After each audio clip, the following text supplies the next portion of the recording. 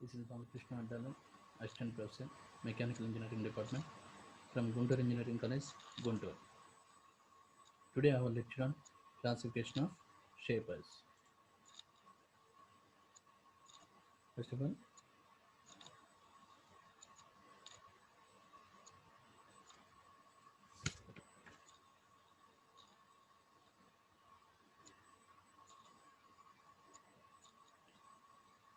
welcome to the day, students. This is Balakrishna Adala, Assistant Professor, Mechanical Engineering Department from Guntur Engineering College, Guntur. Today our lecture on classification of shapers. So first of all, what is the shaper? In previous lecture we already discussed what is the shaper and the use of the shaper and working principle of shaper. But in simply, shaper means it is used for machining flat surfaces. Yes, sir. But now classification of shapers. The mainly classification of shapers are three types. What are that? First one is horizontal shaper. Second one is a vertical shaper. Third one is traveling head shapers.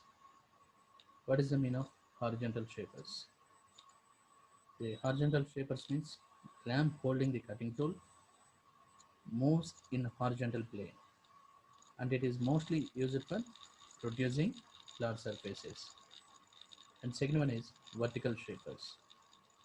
In that, ram holding the cutting tools moves in vertical plane in mostly used for cutting keyways. In horizontal, moves in horizontal plane and vertical moves in vertical planes. And third one is traveling head shaper. In that, ram holding the cutting tool reciprocates and simultaneously moves crosswise to give required feed, and it mostly used for heavy jobs which are difficult to hold on the table and fed past the table. These three are classifications. In that first one, horizontal shapers. In horizontal shapers may be further classified according to the general designs as follows.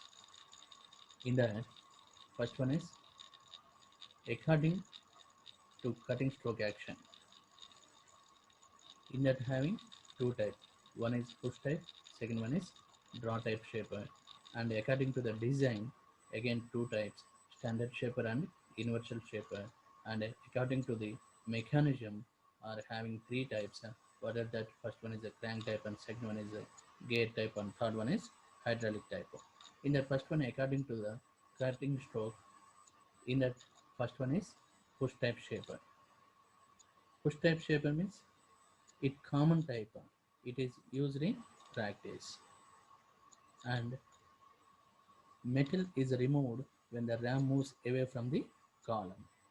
Unless otherwise specified, the term shaper refers to push type horizontal shapers. And second one is draw type shaper. In that, the metal is removed when the tool is drawn or pulled through the metal towards the column.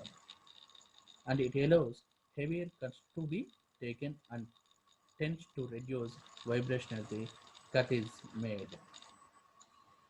And according to the design, in that first one is a standard shaper. In that standard shaper, the table can only be moved vertically and horizontal to give feed. And second, universal in design. So in universal shaper, to these motions, that means vertical and horizontal motions, the work table may be swiveled and tilted. And a universal shaper is mostly used in tool room because of its usefulness, and complicated work can be conventionally and conveniently machined by using universal table in universal shaper. And according to the driving mechanism, these three, in that first one is crank type. In crank means it is a rotary motion of driving gear or bull gear is converted into reciprocating motion of ram by crank mechanism.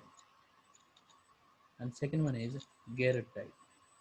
In the ram is driven by rack and pinion mechanism. This type of machine is not commonly used in practice. And third one is hydraulic. In that, the ram is driven by oil pressure developed by a pump which is driven by electric motor.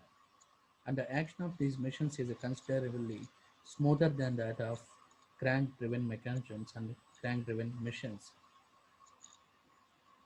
These are types of shapers. And coming to the next one, shaper operations. The basic operations done on the shaper can be classified as follows. What are that?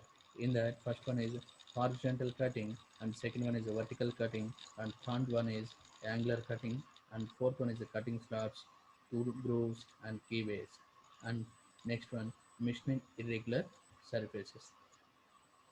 These five are operations of shapers. In the first one is say the operations. In the first one is horizontal cutting. See the first figure A. In that, mission of a horizontal surface on a shaper is shown in figure A. For horizontal surfaces, the clapper box is centered on the tool side and the feed is provided by movement of work table during each return stroke of the ram and tool.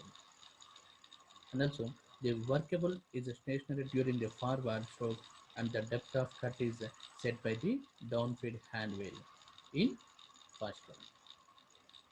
And second one is vertical cutting.